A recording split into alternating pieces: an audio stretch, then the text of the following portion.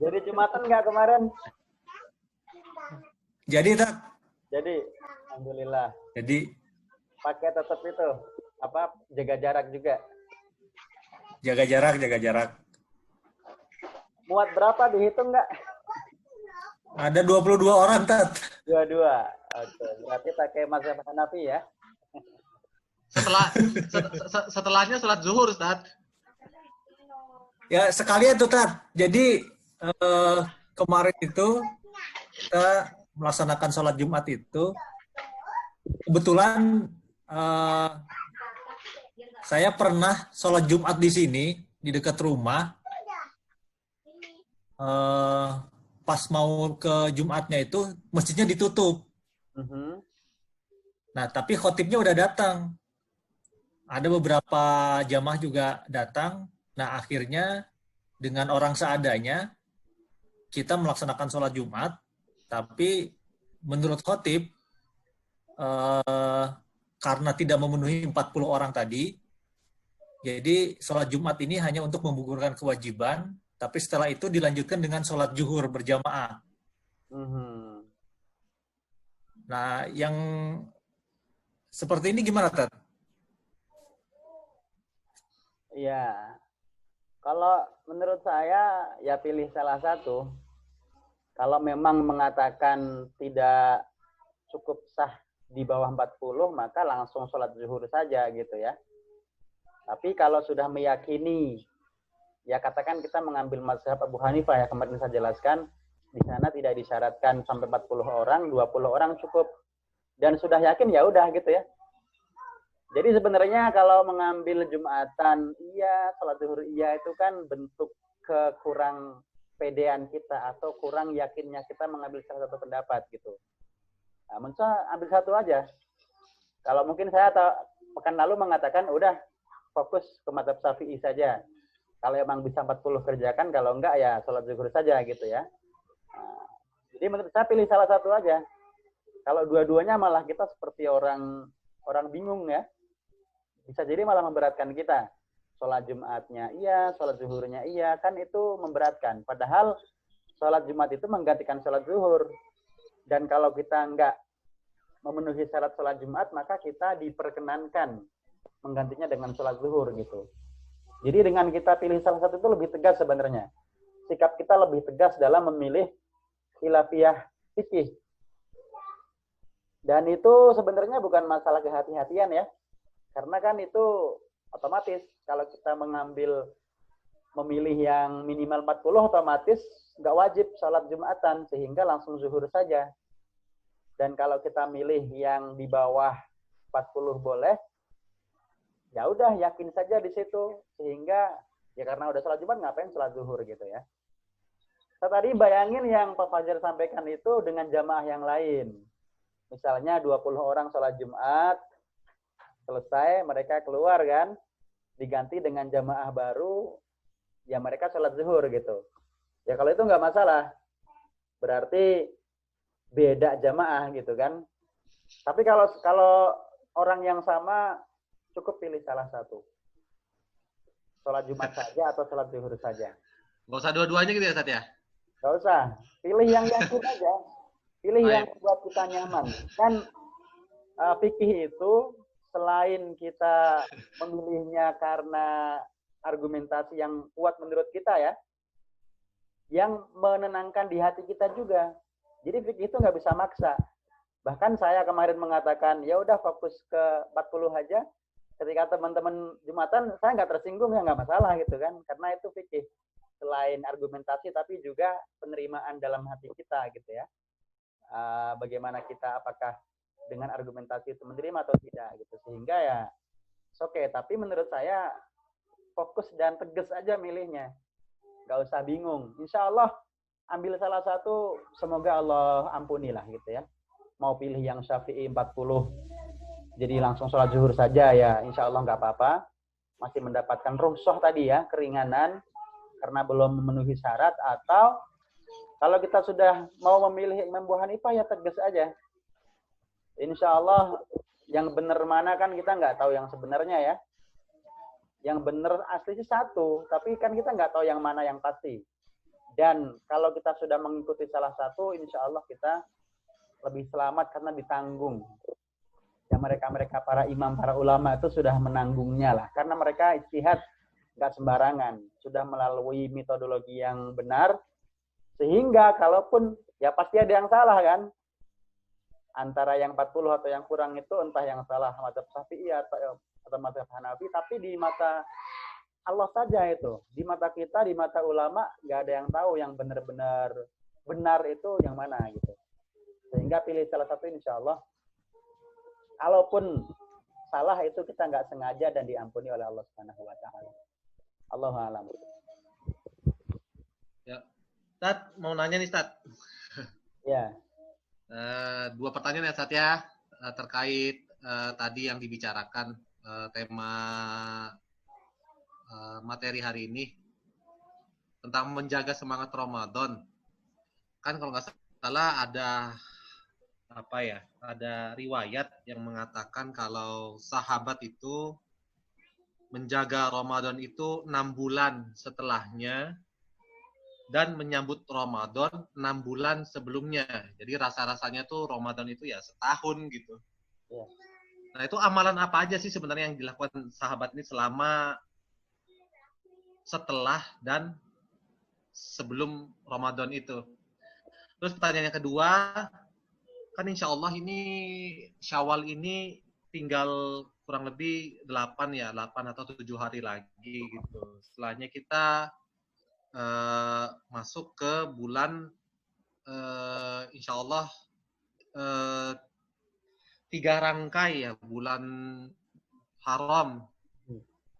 Nah, kalau Zulqa'dah sendiri itu apa fadilahnya? Itu aja. Assalamualaikum. Waalaikumsalam warahmatullahi wabarakatuh. Assalamualaikum, Ustaz. Waalaikumsalam. Boleh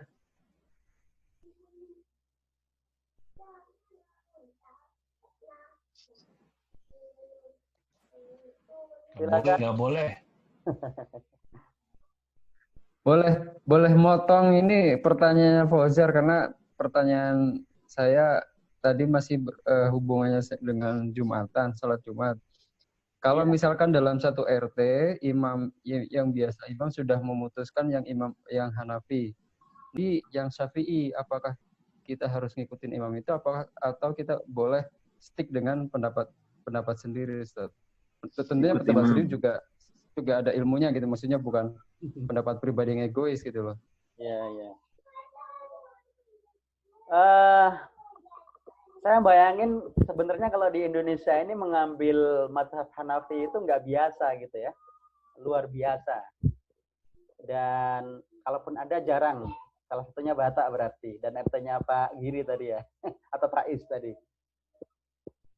Tapi kembali lagi, bermazhab itu selain argumentasi yang kuat, juga yang menenangkan hati kita, sehingga nggak bisa dipaksakan.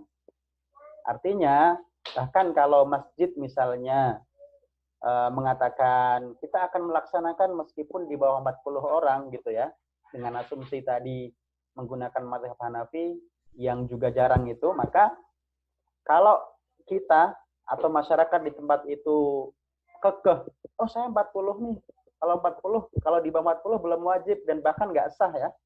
Jadi nggak wajib dan nggak sah Jumatannya itu di bawah 40 dalam mazhab Syafi'i itu. Yang nggak ada paksaan. Toh mereka nggak butuh bilangan 40 kan. Jadi ya silakan aja sholat Jumat gitu. Adapun yang belum yakin wajib dan nggak sah di bawah 40 ya udah silakan sholat zuhur aja. Itulah kearifan dalam kita bermazhab. Sehingga yang Jumatan dengan di bawah 40 silahkan, yang sholat zuhur juga silahkan. Terutama dalam kondisi seperti ini. Kondisi-kondisi yang memang ya rusuh ya, insya Allah sih rusuh gitu ya. Karena keterbatasan tempat, karena keamanan misalnya, maka tidak ada paksaan, nggak boleh maksa dalam konteks itu. Tadi kembali ke Pak Fauzar, kita sekarang berada di tanggal 24 ya, kalau saya lihat ini, atau 25 nih sekarang. Dan Syawal itu sampai tanggal 29. 25, 26, 27, 28, 29. Tinggal 5 hari lagi. Dan akan masuk ke bulan Dzulqa'dah berikutnya. Yang dimana Rasulullah mengatakan Dzulqa'dah, Dzulhijjah, dan Muharram itu adalah bulan haram. Maka keutamaan di sana adalah keutamaan bulan haram. Yang kalau kita petakan itu setingkat di bawah Ramadan persis. 4 bulan haram itu. Artinya lebih utama ketimbang bulan-bulan yang lain. Ya semua ibadah lebih diutamakan dibanding dengan ibadah-ibadah di bulan non haram. Begitupun maksiat juga lebih diancam oleh Allah Subhanahu wa taala. Fala tazlimu fihinna anfusakum. Jangan kamu berbuat kezaliman di dalam bulan haram itu. Dan kalau kita lihat, kita amati kan setelah Ramadan kok bulan haram gitu ya. Seperti ada clue dari Allah Subhanahu wa taala. Ini sekaligus mungkin tadi menjawab yang pertama, bagaimana para salafus soleh itu menjaga semangat dan ibadah Ramadan. Jadi setelah Ramadan tuh nggak langsung bulan yang biasa, tapi perlahan-lahan ada bulan haram setelahnya gitu. Artinya, meskipun nggak Ramadan, wahai kaum muslimin, setelah itu bulan haram loh. Setelah Syawal nih, kalau Syawal kan jelas kita masih anget lah. Masih ada 6 hari Syawal, anget. Langsung bulan haram gitu. Mungkin di Syawal juga udah mulai agak menurun, balik lagi sekarang bulan haram nih. Ayo kita balik lagi, kita muliakan lagi bulan-bulan Allah dengan ibadah dan kita jauhi maksiat. Nah, kalau amalan-amalannya maka ya seperti Ramadan di mana semua amalan itu baik gitu ya. Tapi kalau kita melihat kan tadi ada puasa, ada qiyamul lail, ada tilawah Quran yang sangat khas di Ramadan itu dipertahankan. Dan secara alami, secara manusiawi itu ya semakin bulan semakin menurun. Katakan Ramadan 100%. Syawal itu mungkin ya 90%. Dzulqa'dah 80%. Dzulhijjah 70%. Terus sampai nanti 6 bulan tinggal 40%. Tapi mereka punya cara untuk menyemangati diri lagi sehingga mereka mengatakan, mari kita bersiap untuk menyambut Ramadan tahun depan. Jadi dari 40 itu naikin lagi ya. Jadi naikin lagi 40 itu udah mentok yang paling bawah. Naikin lagi menjadi 50, menjadi 60, menjadi 70, menjadi 80. Di bulan Rajab menjadi 90, di bulan Sya'ban menjadi 100% lagi di bulan Ramadan. Saya bayangin seperti itu. Itu cara mereka agar menjaga agar sepanjang tahun itu tetap dalam track yang benar. 40% itu oke lah ya. Kita beribadah kepada Allah 40%. Tentu dalam hal yang sunnah. Karena kalau wajib ya mau nggak mau harus 100%. Tapi yang sunnah-sunnah 40% itu masih oke lah. Dan itu yang paling bawah. Nggak pernah turun ke 30%. Begitu 40 naik lagi. Begitu kurang lebih dalam setahun. Begitu terus. Berputar kebiasaan para salafus saleh saat itu. Nah, kita menyesuaikan saja. Boleh jadi bilangan buat kita ya nggak sebesar itu, tapi tidak apa-apa. Kita ikuti ritme seperti itu agar tidak ada bulan yang sama sekali kita turun drastis 0% gitu ya. Kita nggak berbuat sunnah sama sekali. Allahu a'lam bishawab. Ustaz, syukran. Apaan? Tadi Pak Hadi nongol tuh. Apa kabar Pak Hadi? Mau menambahkan sesuatu? Enggak, Tat. Mau nanya doang, Tat. Apa namanya, kalau misalkan kemarin kita itu Jumatan dengan protokol COVID, jarak. Tapi kita mengutamakan, apa namanya, fadilahnya biar utama gitu kan, kita paling depan gitu kan, di saf pertama gitu kan, jadi kita nggak, karena kan posisi kita kalau kita di belakang, jadi kita nggak jaga jarak, Tat. Kalau kita di depan, kita jaga jarak karena kita nggak ngeliat ke belakang gitu kan. Bedanya apa depan dan belakang tentang jaga Kayak jarak? gini, Tat, kalau depan itu kan kita langsung ke pas sujud ketemu pantat. Iya. Iya kan? Iya. Jadi dia selang-selingnya nggak kayak gitu. Jadi lurus tetap kan, lurus gitu ke belakang. Kanan kiri jaga jarak, tapi ke belakang kan enggak, Tat. Ya, ya. Gitu. Nah, singkat cerita misalkan kita Jumat berikutnya ngerasa, wah udah terlambat nih, nggak bakalan dapat di depan. Udahlah, sholat fardu zuhur di rumah aja. Nah, itu gimana, Tat? Padahal kemarin kita udah Jumatan minggu lalu udah di masjid gitu. Baik. Kalau kembali kepada himbauan MUI misalnya, maka kita melihat lingkungan kita ini sudah zona hijau, kuning atau merah gitu ya. Kalau hijau itu udah wajib. Hijau itu udah wajib apapun keadaannya ya. Ya karena wajib maka masyarakat lingkungan kita kan tanda kutip sebenarnya maksain Jumatan itu.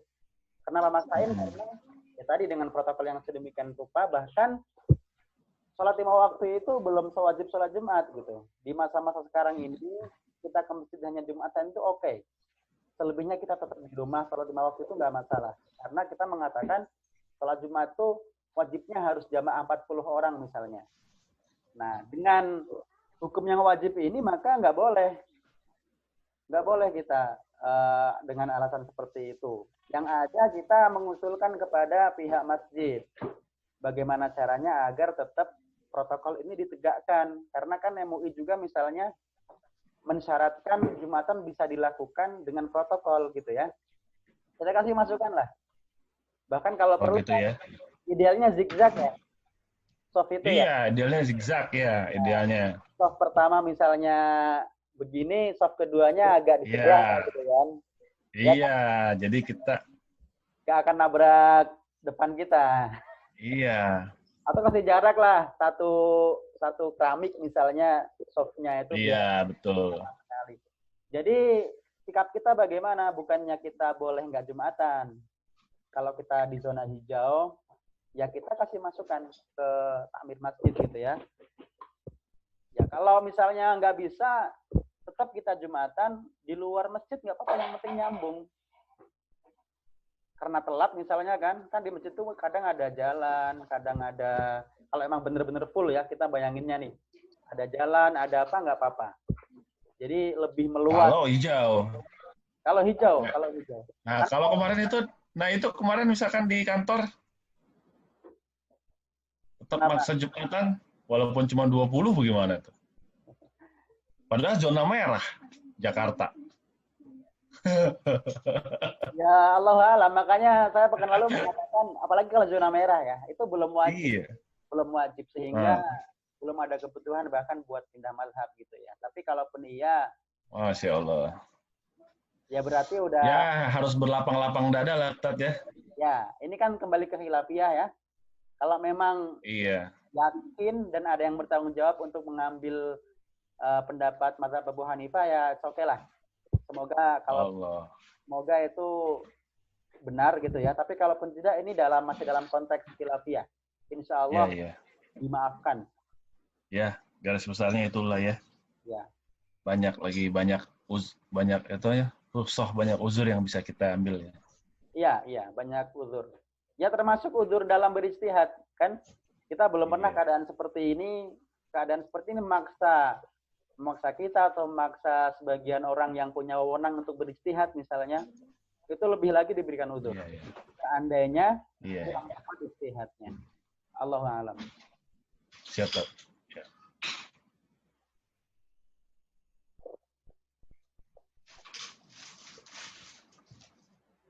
Baik. Kemana lagi nih, ke Pak Ramdan atau ke Pak Ade nih?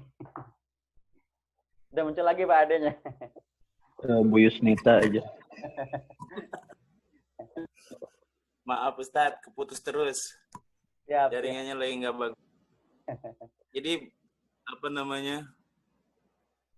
udah selesai atau gimana ini? Saya nggak ikutin dari tadi. Nanti di-share deh rekamannya. Avanza satu lagi boleh nggak? Kali aja. Boleh nggak satu lagi. Boleh nggak Pak Ade tuh? Bonus. Ya kan tadi nggak ikut soalnya baru tahu. Aduh. biar genap jam 9. Silakan. Ya. Saya kembalikan ke forum aja. Ya silakan. Gini Ustaz, kan kemarin ada ini antara kajian kita yang minggu lalu sampai sekarang, di tengah-tengah itu ada edaran dari MUI Ustaz, tentang rancangan undang-undang ideologi Pancasila. Nah, sikap umat gimana Ustaz itu? Haluan ideologi Pancasila ya. Ya, sikap umat gimana? Sikap kita gimana Ustaz? Ya, saya pribadi juga ini. Saya belum membaca. Kalau Pak Fajar bisa menginfokan, barangkali saya pribadi belum baca lebih detail ya. Tapi sekilas saya mendengar sih dari beberapa pengamat, termasuk dari MUI, saya mendengar, cuman belum membaca secara utuh. Yang di situ apa ininya Pak Fauzar? Ya, masih umum sih. Maksudnya kalau jika ini tetap dilanjutkan, maka MUI akan bertindak. Nah, gitu maksudnya tindakan gini ya pasti kan ya jika umat disuruh bagaimana ya itu tadi ada yang belum ada yang belum ada bagaimananya kan? Iya, cuman semacam ultimatum aja gitu. Iya. Ya, pertama kita ikuti, dan itu bagian dari tanggung jawab moral MUI. Saya pikir MUI tidak akan gegabah untuk mengambil sikap bagaimananya. Seperti misalnya, mungkin yang saya tangkap dari Pak Fauzar itu, apakah mungkin nanti akan seperti 2016 gitu ya, misalnya akan ada aksi bela Islam yang turun ke jalan. Saya bayangin itu tadi, Pak Fauzar mengarah ke sana. Saya tidak menyangka itu. Saya tidak menyangka MUI akan segegabah itu dalam menyikapi ini gitu ya, karena ya MUI sendiri menjaga agar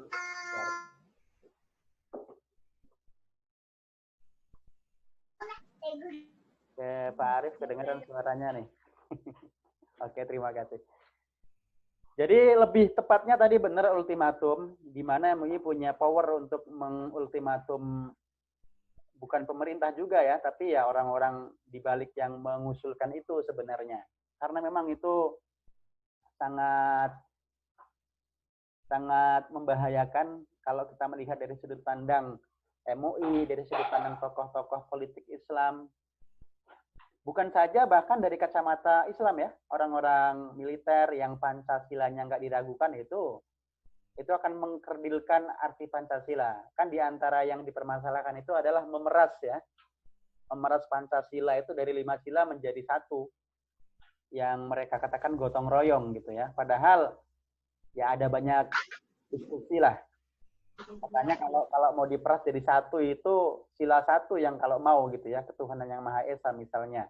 Artinya kita ini negeri atau bangsa yang berketuhanan. Tapi ala kulli hal,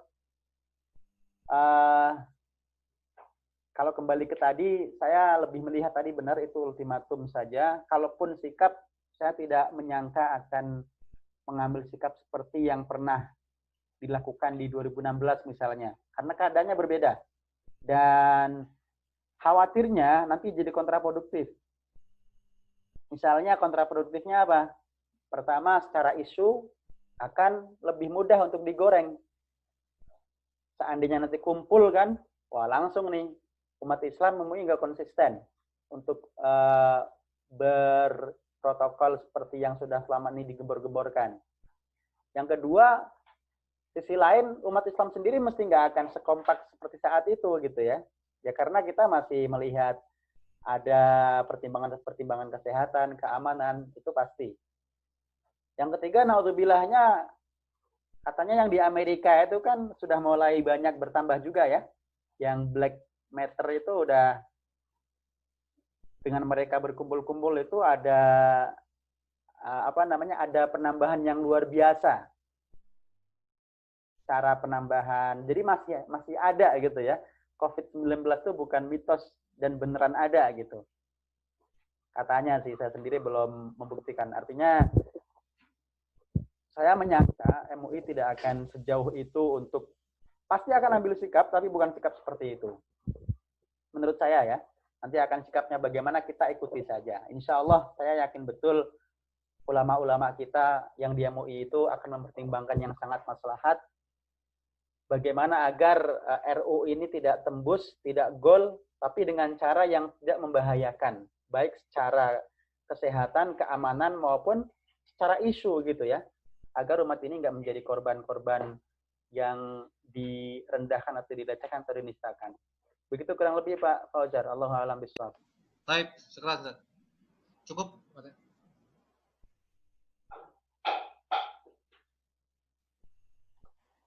Baik. Kalau sudah tidak ada lagi yang ingin ditanyakan, mungkin kita tutup saja. Kita simpulkan masing-masing. Kita tutup dengan kafaratul majlis bersama-sama. Subhanakallahumma wa bihamdika asyhadu an la ilaha illa anta astaghfiruka wa atubu ilaik. Walafu minkum. Wassalamualaikum warahmatullahi wabarakatuh. Waalaikumsalam warahmatullahi wabarakatuh. Ustaz, terima kasih. Sama-sama. Allah Ustaz. Terima kasih.